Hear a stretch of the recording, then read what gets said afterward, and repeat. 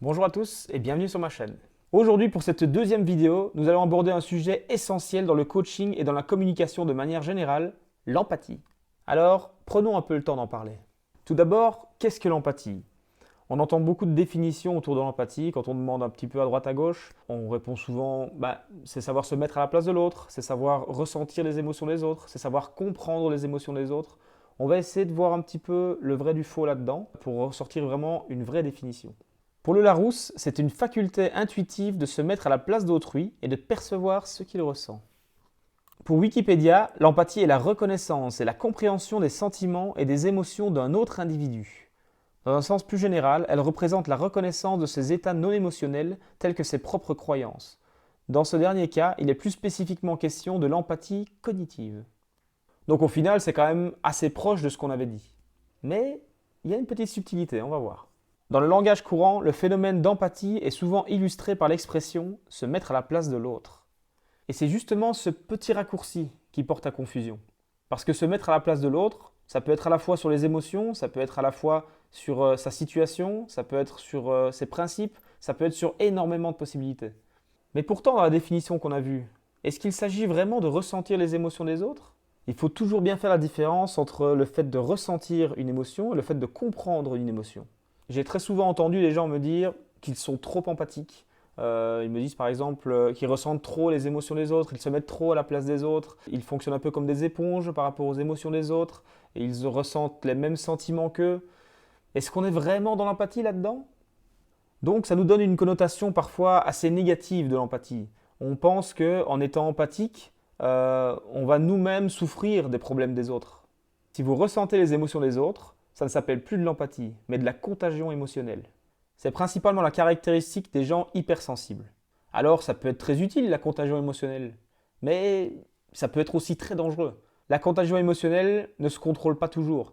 On peut très bien arriver sans avoir de problème personnel à être extrêmement triste et malheureux à la place des autres. Et ça peut être très compliqué à vivre au quotidien. L'empathie, au sens propre, est dénuée d'émotions. Alors, ça peut paraître un peu froid à première vue, mais on va voir que ça peut vraiment être utile. Si vous voulez me voir avec un problème lourd et que je viens vous accueillir bras ouverts en pleurant avec vous, ça n'a rien à voir avec de l'empathie. Encore une fois, c'est de la contagion émotionnelle. Quelqu'un d'empathique, il va avant tout vous écouter et prendre ce que vous venez lui apporter. Si je dois faire preuve d'empathie, je vais vous dire, ok, d'accord, dites-moi, expliquez-moi votre problème, qu'est-ce qui vous fait de la peine, qu'est-ce qui vous a touché, qu'est-ce qui vous a énervé, qu'est-ce qui vous a fait du bien, qu'est-ce qui vous a rendu heureux dans cette période. C'est ça l'empathie. Mais détrompez-vous, il n'y a pas besoin de ressentir l'émotion de l'autre pour la comprendre. Il n'y a pas besoin de la ressentir pour essayer d'être bienveillant envers la personne. Alors à quoi peut servir l'empathie maintenant?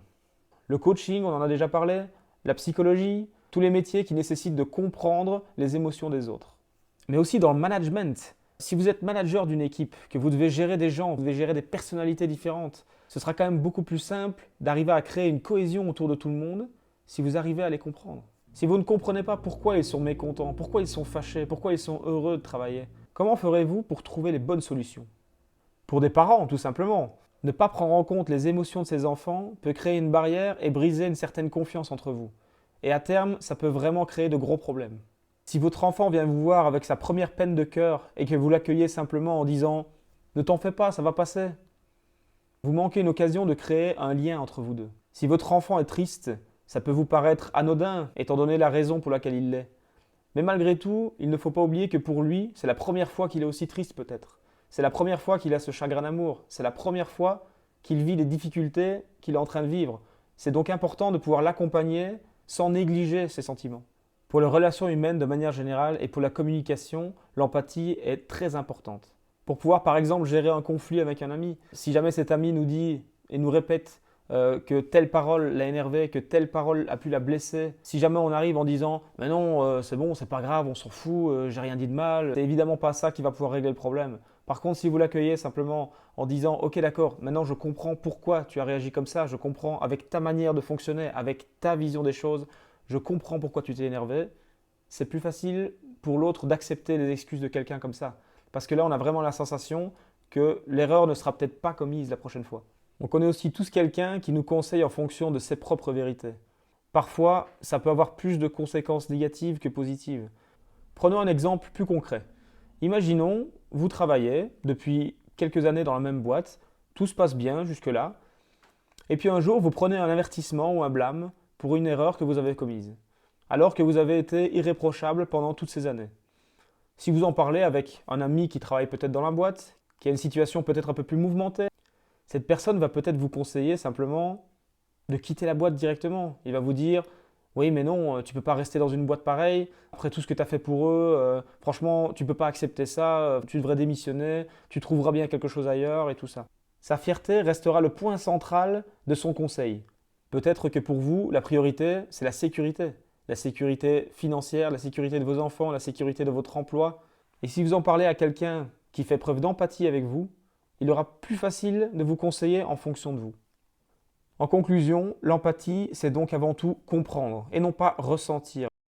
Seulement, l'empathie demande beaucoup d'énergie, demande du temps, demande une remise en question et une certaine réflexion. Tout le monde n'est pas capable de le faire et aussi tout le monde n'a pas envie de le faire.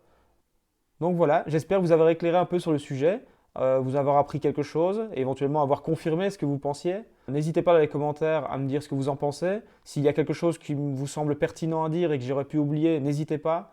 Si vous avez des exemples autour de l'empathie, que vous avez des anecdotes, n'hésitez pas à les partager. Donc merci à tous pour votre écoute et à la prochaine.